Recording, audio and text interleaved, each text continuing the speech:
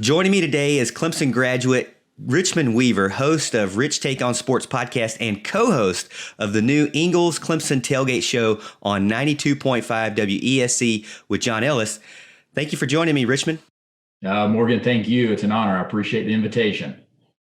Well, I'm happy to have you. This is actually the first show of kind of a dark series that I'm going to distribute after the Monday night show. So I'm excited to have you on as the first guest. But also, not only are you my first guest, but you just had your first tailgate show of the season. How did that go?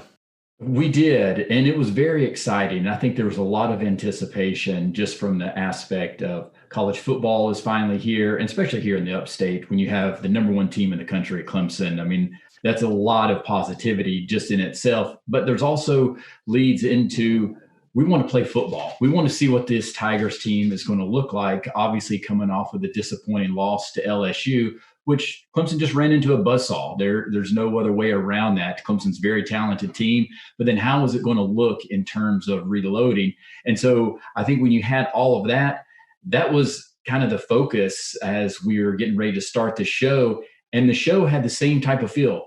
Let's go. Let's just get the show going. Let's get the first one under our belt. And I'm telling you, the iHeart media people at 92.5 WESC are so fantastic. They put everything together. And then the collaboration with Ingles, it just couldn't have gone any better from that standpoint. I mean, it was literally a plug and play type of thing. And as you know, that's one of the biggest things. If you're responsible for the content, you just want to be able to focus on the content and providing a good quality show and not have to worry about setup and all of the logistics that go behind it. So I was very happy with that. And John Ellis, a great individual. I think we've got some great chemistry, and we're excited for the rest of the season to be able to bring, the aspect of what's happening with the Clemson football team, with talking with former players, coaches, analysts, and also previewing, the upcoming game and reflecting back on the past game. So we're really looking forward to it.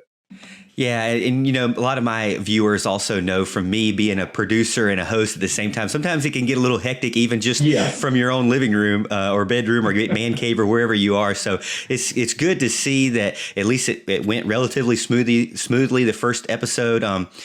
Speaking about what you were talking about, which is the Clemson Tigers, did you have any surprises when you look back at that game? Were there any big time surprises now looking back?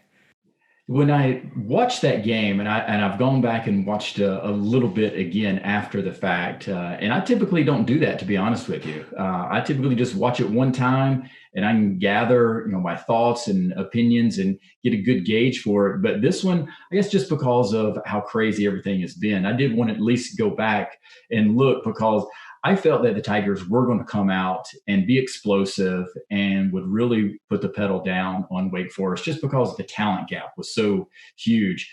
What did surprise me is the one word that I came away with after watching at least the first half was just the term speed.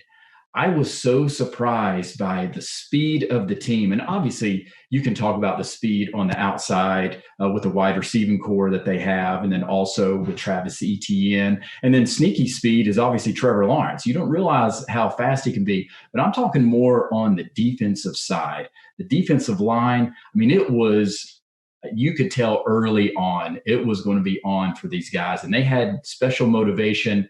But then when you combine that with these big nasties on the defensive line and how fast they were, I can't tell you how many times that I saw.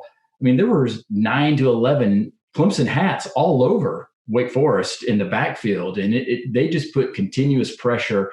And then just even from the linebacking core, in second half, James Skalski comes back in, and just, again, his speed as well is very surprising and underrated, I think. So, but again, I think just the overall talent and the speed was, I think, probably caught a little, some people off guard, because, again, the question, how are they going to reload? And they obviously did.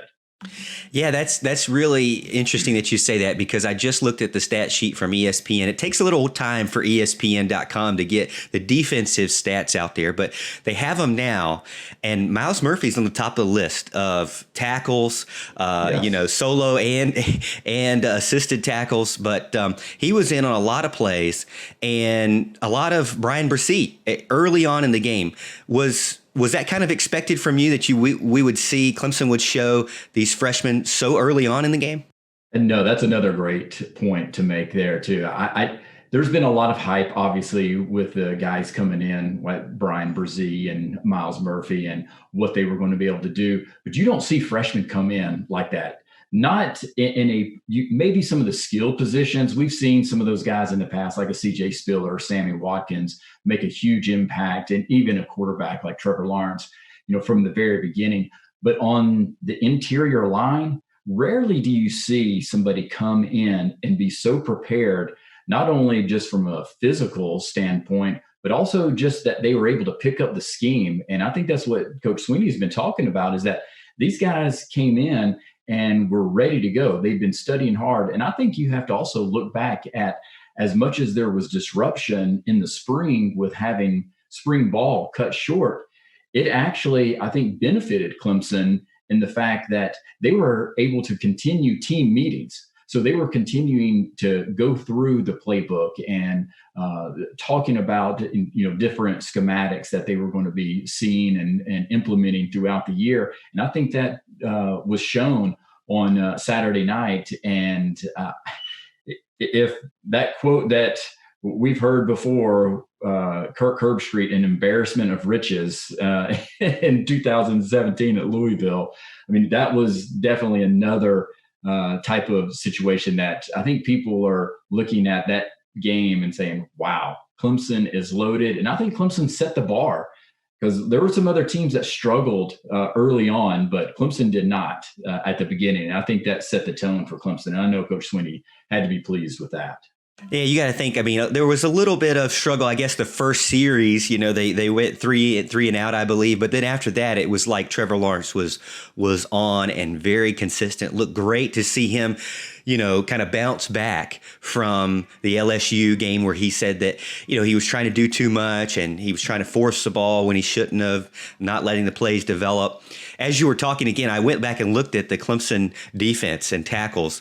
If you're looking at the top five here, Miles Murphy, Mike Jones Jr., Balin Spector, Joseph Charleston, Landon Zanders. Those are your top five on the list of total tackles for Saturday.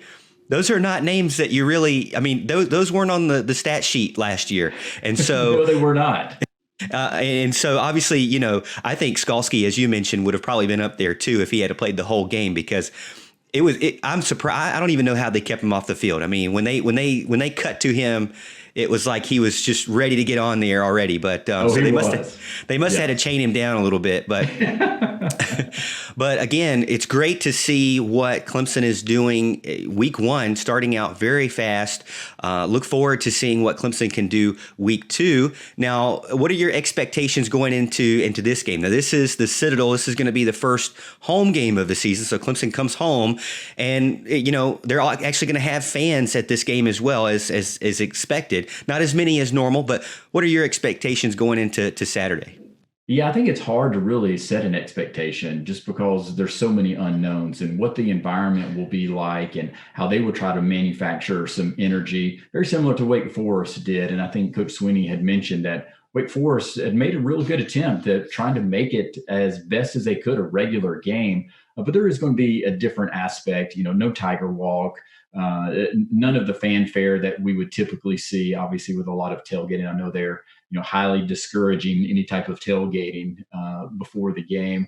But I think then, from a perspective actually on the field, I think this is just another opportunity where he's going to play a lot of players, get them more playing time, because, I mean, there's no question. I mean, this is a game that Citadel is going to be completely overmatched. I mean, Wake Forest was overmatched, and nothing against Citadel, but we just know that there's a difference, and the talent gap is even more there. So I would suspect we're going to see a lot of the second string guys. And I think maybe from a perspective of really trying to understand what the second group on the offensive line is going to look like. And I think that's the biggest concern. And I guess maybe there was another surprise in the Wake Forest game.